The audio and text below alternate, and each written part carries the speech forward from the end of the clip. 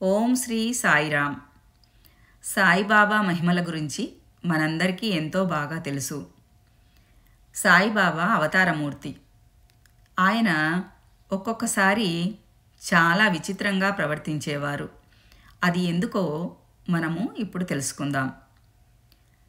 ఆయన్ని ప్రత్యక్షంగా చూసి తరించిన వారు ధన్యులు.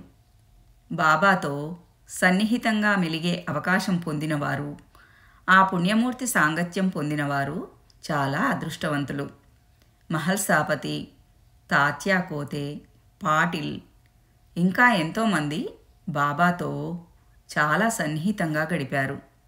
వారి ద్వారా సాయిబాబాకి సంబంధించిన విషయాలు తెలుసుకునే అవకాశం మనకు కలిగింది. సాయిబాబా దర్శనానికి వచ్చిన భక్తులు తిరిగి వెళ్ళేటప్పుడు బాబా అనుమతి తీసుకొని వెళ్ళేవారు. ఆయన సమ్మతిస్తేనే వెళ్ళాలి. బాబా గనుక ఇప్పుడు వెళ్ళవద్దు అని చెప్పినా పట్టించుకోకుండా ఆయన మాటను తేలిగ్గా తీసుకొని వెళ్ళిన భక్తులకు ఏవో ఆటంకాలు కలిగి వెనుకకు తిరిగి రావలసి వచ్చేది. ఒక్కొక్కసారి ప్రమాదాల బారిన కూడా పడేవారు. తన భక్తులు ఇబ్బందుల పాలు కాకూడదనే ఉద్దేశంతోటే కొన్నిసార్లు బాబా వాళ్లను వెళ్ళనిచ్చేవారు కాదు.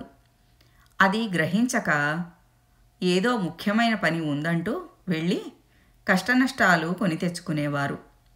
అలా ఆపదలు ఎదురైనప్పుడు కానీ బాబా ఎందుకు వద్దన్నారో గ్రహించేవారు కాదు.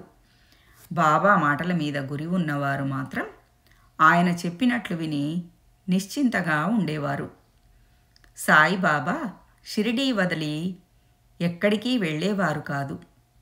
ఎప్పుడైనా వెళితే షిరిడీకి ఉత్తరాన ఉన్న నీమ్గావ్, దక్షిణాన ఉన్న రహతా గ్రామాలకు మాత్రం వెళ్ళి వచ్చేవారు. ఈ 2 ఊళ్లకు తప్పించి సాయిబాబా మరెక్కడికి వెళ్ళింది లేదు. బాబా ఎన్నడూ రైలు ఎక్కలేదు. ఇంకా చెప్పాలంటే రైలును చూడను కూడా చూడలేదు. కానీ రైళ్ల రాకపోకల వేళలను, వాటి వివరాలను భక్తులకు వివరించి చెప్పేవారు. ఎవరు ఎక్కడికి వెళ్ళాలో, దారిలో ఎవరు ఎదురవుతారో కూడా చెప్పేవారు. ఆయన ఏది చెబితే అది అక్షరాలా జరిగేది. అవును, మరి పరమాత్మ స్వరూపం కదా. సాయిబాబా మసీదులోనే కూర్చుని ఎక్కడెక్కడ ఏం జరిగింది, ఏమి జరగబోతున్నది చక్కగా చెప్పేవారు. బాబా ఒక్కొక్కసారి చిత్ర విచిత్రమైన సైగలు చేసేవారు. విచిత్రంగా ప్రవర్తించేవారు. కొన్నిసార్లు పెద్ద పెద్దగా కేకలు వేసేవారు. ఇంకొన్నిసార్లు తనను తానే వీపు మీద చరుచుకొనేవారు. మరికొన్నిసార్లు పక్కనున్న భక్తులను విసుక్కునేవారు. ఆ చేష్టలు ఒక్కొక్కసారి పిచ్చి పకీరు అనిపించేలా ఉండేవి.